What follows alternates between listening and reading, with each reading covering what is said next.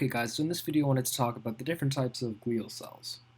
Well, one of the types of glial cells, and those are Schwann cells. In the last video we saw that Schwann cells produced myelin, but they can actually do other things as well. In the last video I said that Schwann cells produce the myelin sheath on a neuron, and that's correct, but Schwann cells also do other things. So let's say there are actually two different main types of Schwann cells. There are myelinating or myelin Schwann cells, okay, and there are Remac Schwann cells. Okay. So what do myelin Schwann cells do? Well, myelin Schwann cells do exactly what you'd think they do. They produce myelin, right? And how much myelin they produce is actually based on transcriptional and translational factors, which we talked about a little while back. And yeah, so they basically just produce myelin around your axon. Now, Remac Schwann cells, they repair your cell, and they can also maintain your axon. So they maintain your nerves, and they also repair your nerve in the case, or they regenerate their nerves. Now, in the case that your nerve is damaged, something interesting happens actually. Both of these types of cells will go through something called reprogramming, or you might also know it as dedifferentiation, and then alternative differentiation. And what that is, it's really interesting, but I honestly think it deserves its own video in explaining. But if this is a stem cell, and let's say this is the stem cell that becomes a myelin Schwann cell, okay?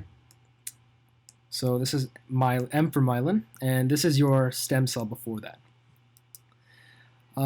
If the myelin went back, that would be considered dedifferentiation, okay? Yeah, so it actually goes back and it changes into repair cells. Both of these, they will dedifferentiate, then they'll alternative differentiate, which again I'm not going to go into detail because I think they deserve their own video. But they will become something called a repair cell.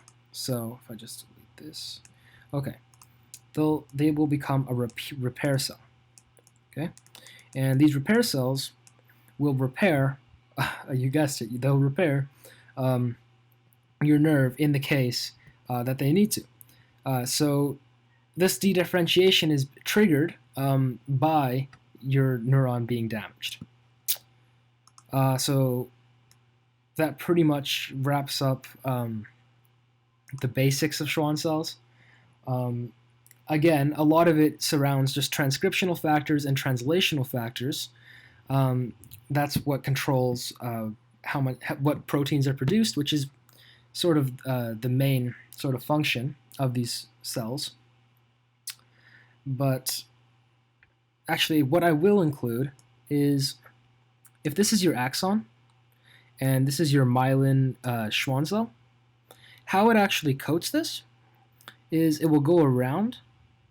It will go around, and as it's producing this myelin, and again, the myelin, how much myelin is produced is controlled by transcriptional and translational factors, and eventually it will end up, well, slowly, it will produce more and more myelin, and it will actually coil around your axon, okay? Okay? All right. So it will coil around your axon.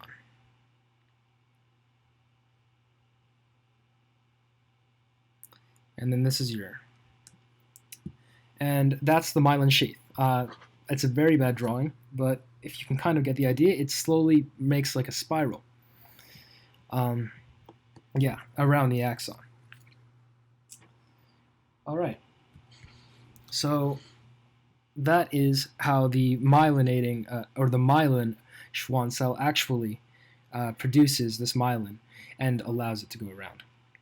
Now, this myelination actually only occurs during development, and also if if there needs to be remyelination. Okay, so if there is some sort of damage that occurs to the nerve, any redundant myelin will be removed, and then the remyelination will need to occur, and this will happen again.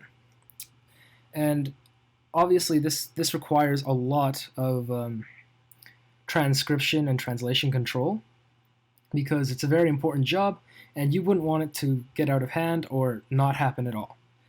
So, yeah, I would encourage you guys to go watch that video. Okay, and repair, again, it's mostly controlled by transcription and translation factors. That's how it works.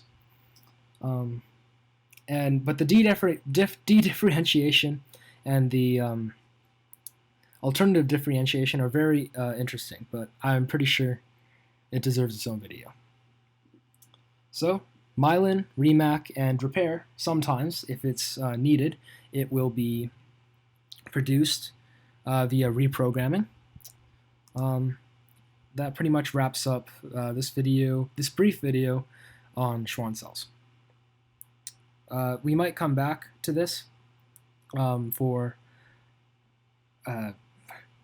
reprogramming, for dedifferentiation and alternative differentiation, and also if just to give a deeper go into more detail about this. Thank you.